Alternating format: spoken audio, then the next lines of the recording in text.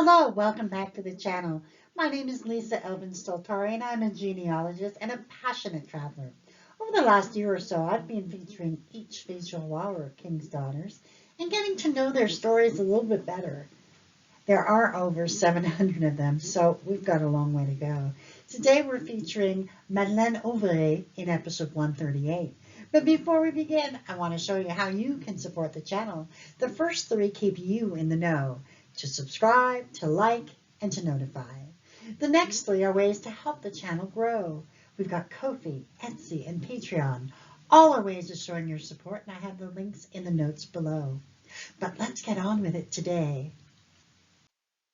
Today's episode was suggested by a viewer, and then when I looked in my files, I had, of course, my best friend, that this is one of her great-grandmothers, and then I had one of my genealogical colleagues who recently discovered her French roots, so this is her great-grandmother, and then I have another one of my genealogy, I guess friends you would call it, and we work together on several library projects. She knows who she is. This is her great-grandmother as well. So let's get started and get to know Madeline and what she's all about. So Madeline was born in 1652 in the region of France known as Normandy, in the department of the Seine-Maritime, as part of Normandy, and of course in the large city of Auvray. And this also here is the cathedral that she would have been baptized in. Her parents were, by the way, the name is Saint Vivienne, that is the church. Her parents were Antoine Auvray and Marie Lenormand. Rouen is a city on the River Seine in northern France. It's the capital of the region of Normandy. And Rouen has an amazing historical story. It was at one time the largest city in medieval Europe. It played a prominent role in both English and French histories from the 11th to the 15th centuries. Joan of Arc was tried and burned alive in 1431 in this area.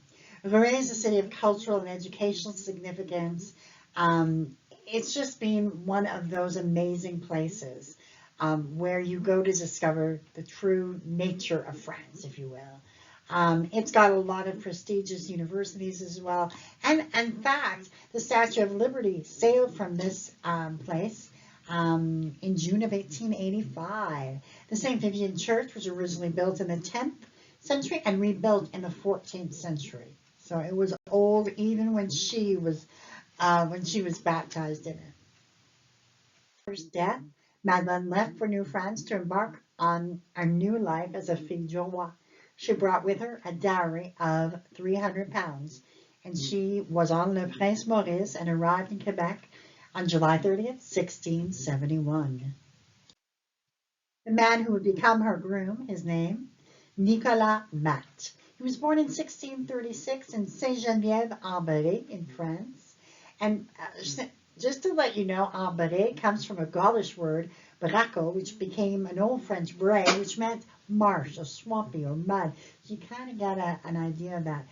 Population of this place right now, 269. I don't think it ever really grew. It's just a very, very small community. But they do have a church, and the Church of Saint-Geneviève dates from the 13th century. And notice that they both come from Normandy.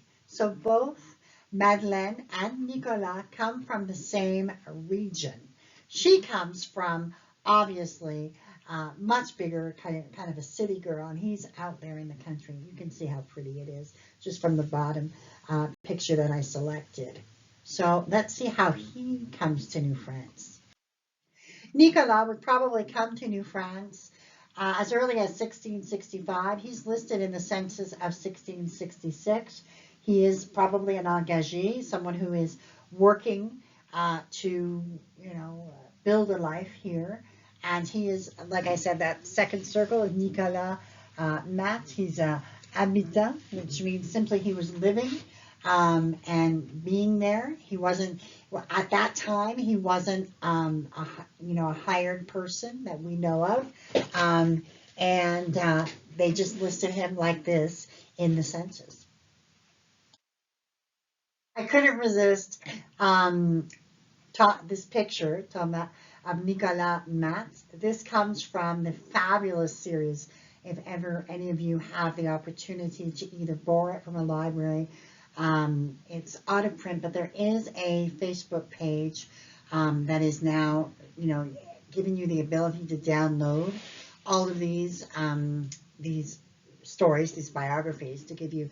I'll put the link in the notes. So this is an artist illustration of Nicola. It isn't him for sure. But Nicola was such a bright and enterprising young man. He entered into an agreement with a gentleman named Pierre Lafine, who was a miller in the seigneurie of Domburg. Remember, we talked about Neuville in one of the other videos. Domburg was what Neuville would eventually be called. And he got 5 hectares of land and a cabin. So he's waiting. At this point, he's waiting for his love to arrive, and she does.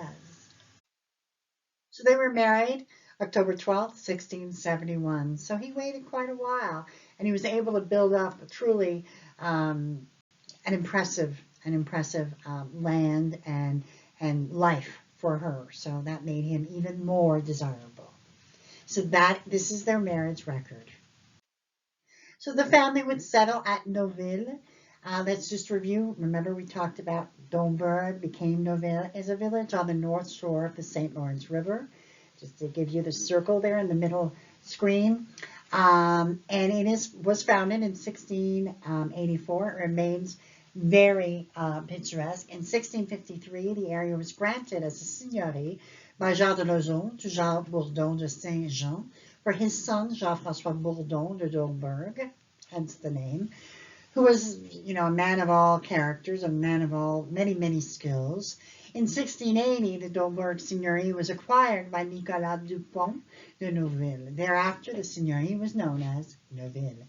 In 1679, the Saint François de Sales parish was formed, and it was eventually became a civil parish in 1684. The place was also known as Pointe-aux-Trembles or Pointe-aux-Trembles, in reference to the point on which the church was built, which once was covered with aspen and birch. Tremble being the word for, I believe it's birch, but not to be confused with Pointe-aux-Trembles from Montreal. That's a city. This was a parish. And this gives you an idea of how pretty it still is. It's one of the most beautiful spots on the St. Lawrence River. I plan on visiting it on my tour next summer. Absolutely have to visit Neuville. They also, by the way, have this tremendous website for the Historical Society there. It's just phenomenal. And they've got books and all of that. So I really recommend. One of the most impressive ones I've seen in a long time. Every time I go on that website, I'm like, wow, look at what these people did.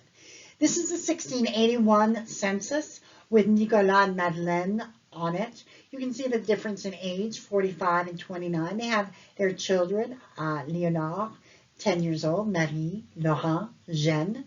They have 3 goats and 15 arpents en valeur, which is about 12 acres of land, I would think. And so that's quite impressive as well. Obviously, the church does not look like this when they were there, but this is the church that they would have been part of the founding of. They would go on to have 11 children. Leonard would die at the age of 26 and did not marry. Marie-Françoise would marry François Laroche and have 12 children, 9 of whom made it to adulthood. Laurent would marry Françoise Sylvestre and have 7 children, all of whom made it to adulthood. Marie-Jeanne married Jacques Bourdon and had 1 child who made it to adulthood, but she herself would die in childbirth at the tragic age of 23. Jacques' mother was a fille du roi, Catherine Basset, who we have not yet featured. Nicolas married Marie-Angélique Coquet and had 7 children, all of whom made it to adulthood. Marie-Angélique's mother was Catherine Baudet, a fille du roi, which we have not yet featured. Marie-Madeline married Noël Petit and had 13 children, 11 of whom made it to adulthood. Noël's mother was a fille du roi as well, Françoise Trochet de Richard, and Marie-Anne married Romaine Dubuc and had 2 children, 1 of whom made it to adulthood. She then married Etienne Magnet and had 9 children, 5 of whom made it to adulthood. Marie died in infancy. Alexis married Marie-Françoise Carpentier had 14 children, 11 of whom made it to adulthood.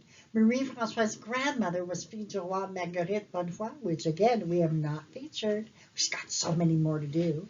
Marie-Louise married Jean-François Constantineau and had, and had 11 children, but tragically only 4 survived. Marie-Angélique married Isaac Joseph Gagne and had 2 children, both of whom made it to adulthood. Nicola would pass away on July 20th, 1701. He was 65, which at that time for a man was a fairly, respectable age. And for all that he did, he was a very, very strong and hard worker. They would have been celebrating their 30th anniversary. They were a couple months shy of their 30th wedding anniversary. Madeline herself would go on to live another remarkable 33 years, dying at the incredible age of 82. That's just, and I always say the same thing, there was no Lipitor or cholesterol lowering. You just had to have really good genes, and she did. Just incredible. And she is also buried at the Neuville Cemetery. A wonderful viewer named Janine emailed me this information. The above picture, La Domaine des Trois Moulins, is on the land that Madeleine and Nicolas settled on. The above bed and breakfast is on the land that was purchased by their son Nicolas, would stay in the family for the next 250 years. I've included the links for you for further exploration. I mean, I'm going to go there. There's no question. Even though I'm not even related, I just think it's remarkable. I think it's remarkable that it has stood this test of time. Just amazing. And there is a website that I will, and a family organization, the Matte family organization, and we have Nicola Matte and Madeline Auvray, plaque that is commemorating their contributions. And so, I think it's remarkable. I always love it when I find out that the families have created these monuments and these websites. I think it's just a wonderful, wonderful tribute, and the story and the contributions live on because of their descendants. So it's just really, I salute them. So check that out. I've got the links for you to check all the above stuff out. And finally, we look at the 6 resources that I always recommend: La Société des Filles du Roi, the Quebec Genealogical E-Society, Nos Origines, Généalogie Québec, Migration, and Facebook, Filles du Roi Descendants. Even if you're not a Facebook fan, which I'm really not that much, I love using Facebook for genealogy, and this particular Facebook page is remarkable. They're very kind and very generous people on that Facebook site. You can, you can really clearly see just the kindness of strangers is there, and random acts of kindness. So check that out. And so we end another episode, 138. This one was really nice for me. Madeline and Nicola touched my heart. They truly are people who, just kind of withstood the test of time, had these children, made a life, loved each other. You can tell, you can see it, you can feel it. And I salute their efforts. And Madeline was truly remarkable and a strong lady to have lived that long. Just amazes me. So with that being said, we want to thank them, and we want to also point out that they actually had 100, as of the 1729, study that was done, they had 102 descendants. So that's nothing to sneeze about. So obviously, at that point, even though they had a lot of children, they didn't actually have that many descendants, but I suspect it kind of kept growing and growing and growing. So, because I've had people who had 2 descendants and they had 140. So it's interesting how that all evolves, and which line takes. You just don't know. You just don't know.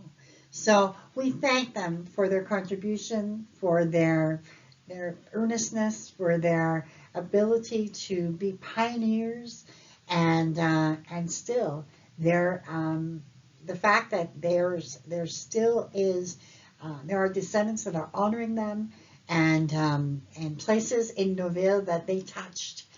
is just a remarkable testimony to the contribution that they gave us.